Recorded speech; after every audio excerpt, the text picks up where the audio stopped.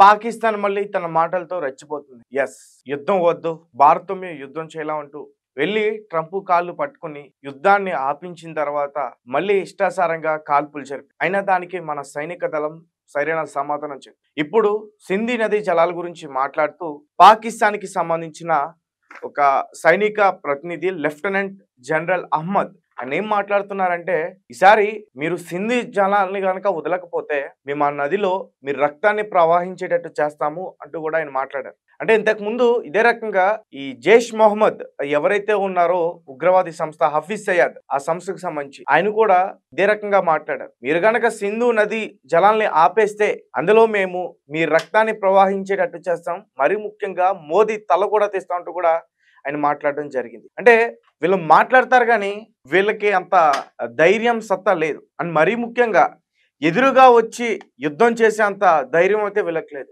ఇది వాళ్ళ గురించి ఎప్పటి నుంచో కూడా మనకు తెలుసు. అలాగే ఈ పాకిస్తాన్‌కి సంబంధించిన ఆసిఫ్ మునీర్ ఏమంటాడంటే, అసలు సంబంధం లేని విషయాన్ని మధ్యలోకి లాగి ఇక్కడ ప్రజల్ని రెచ్చగొట్టేందుకు అక్కడ తను ఒక మంచి హీరోగా ఆళ్ళ ప్రజలకి కనిపించేందుకు అయోధ్యలో ఉన్న రామ మందిరాన్ని కూల్చి అక్కడ బాబ్రీ మసీద్ నిర్మిస్తామంటూ కూడా చెప్తున్నారు. తర్వాత పాకిస్తాన్‌కి సంబంధించిన పీపుల్స్ పార్టీ ఒక లీడర్, మినిస్టర్ అనుకుంటా మహిళ.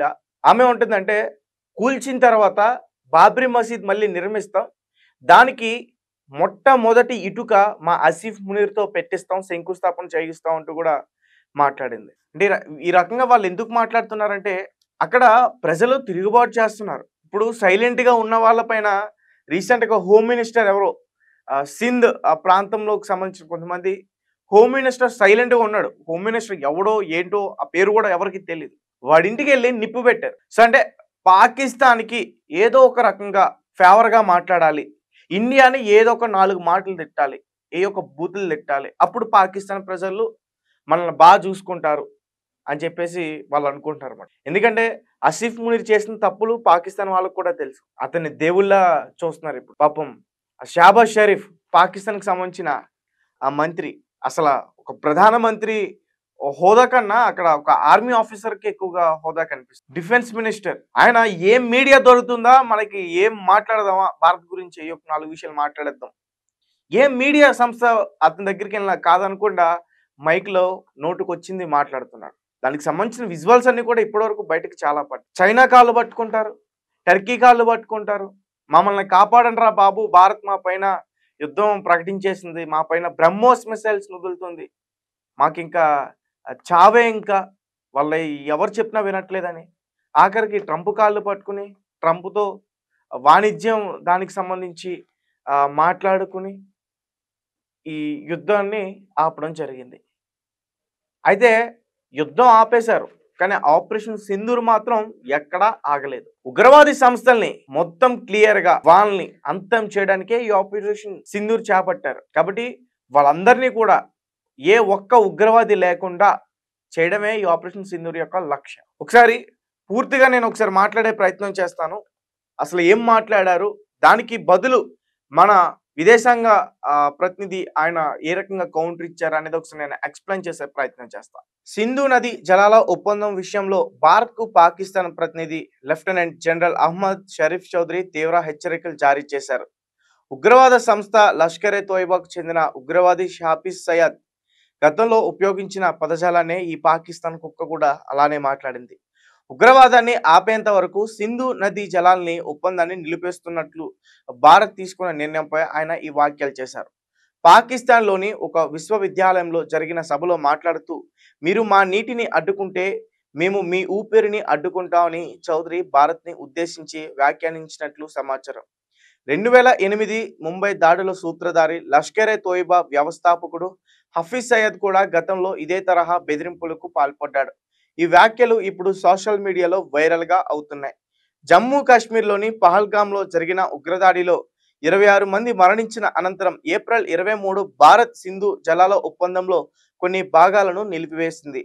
1960 ప్రపంచ బ్యాంక్ మధ్యవర్తిత్వంతో కుదిరిన ఈ ఒప్పందం సింధు నది మరియు దాని ఉపనదుల నీటి పంపకాలకు సంబంధించినది. ఈ పరిణామాలపై భారత విదేశాంగ శాఖ గురువారం స్పందించింది. ఉగ్రవాదం చర్చలు ఒకేసారి సాగవని, విదేశాంగ శాఖ ప్రతినిధి రణధీర్ జైస్వాల్ స్పష్టం చేశారు. పాకిస్తాన్ ఆక్రమంగా ఆక్రమించుకున్న భారత భూభాగాలను ఖాళీ చేయడంపై మాత్రమే భవిష్యత్తులో చర్చలు ఉంటాయని మళ్ళీ తేల్చి చెప్పారు. పాకిస్తాన్ ఉగ్రవాదానికి మద్దతు ఇవ్వడం విశ్వసనీయంగా శాశ్వతంగా ఆపేంత వరకు సింధు జలాల ఒప్పందం నిలిపివేతలోనే ఉంటుందని జైస్వాల్ గుర్తు చేశారు. నీరు రక్తం కలిసి ప్రవహించవు అన్న మోదీ వ్యాఖ్యలను మరొకసారి ఆయన గుర్తు చేయడం జరిగింది. అంతకుముందు రాజస్థాన్లోని బిక్నర్లో జరిగిన ఓ బహిరంగ సభలో ప్రధాని నరేంద్ర మోదీ మాట్లాడుతూ ఉగ్రవాదానికి మద్దతు కొనసాగిస్తే పాకిస్తాన్ ప్రతి పైసా కోసం కష్టపడాల్సే వస్తుందని హెచ్చరించారు. భారతీయుల రక్తంతో ఆడుకోవడం ఇప్పుడు పాకిస్తాన్కి చాలా ఖరీదైన వ్యవహారంగా మారుతుంది అని మోదీ ఘాటుగా వ్యాఖ్యానించారు. తలలు తీస్తానంటుంది వీళ్ళే, రక్తం ప్రవహించేటట్టు చేస్తామంటుంది కూడా వీళ్ళే, మళ్ళీ చర్చలకు రావాలని పిలిచింది కూడా వీళ్ళే. చర్చలకు వెళ్తారు మన వాళ్ళు, కానీ సింధు నది యొక్క జలాల గురించి అయితే మాత్రం కాదు. 1960లో చేసుకున్న ఒప్పందాన్ని మన వాళ్ళు బ్రేక్ చేశారు. ఒకసారి దెబ్బ కొడితే ఎలా ఉంటుందో, దాని రుచి ఎలా ఉంటుందో పాకిస్తాన్కి పూర్తిగా లోతుగా 90 mm రాడ్ ఎట్లయితే దింపితే ఉంటుందో అలా పాకిస్తాన్ వాళ్ళకి మొత్తం కూడా దింపేశారు అన్నమాట. సో లోతుగా దిగడం వల్ల ఆ బాధ వాళ్ళకి తెలుస్తుంది. సో కాబట్టి ఇప్పుడు చర్చలకు రావాలంటూ అటు ట్రంప్ కాళ్ళు పట్టుకుంటున్నారు. ఇజ్రాయెల్తో కూడా చర్చలు జరిపే అవకాశం ఉంటుంది. ఈ రాయబారికి సంబంధించిన వాళ్ళు, పాకిస్తాన్కి సంబంధించిన వాళ్ళు మాట్లాడేందుకు ప్రయత్నం చేస్తున్నారు.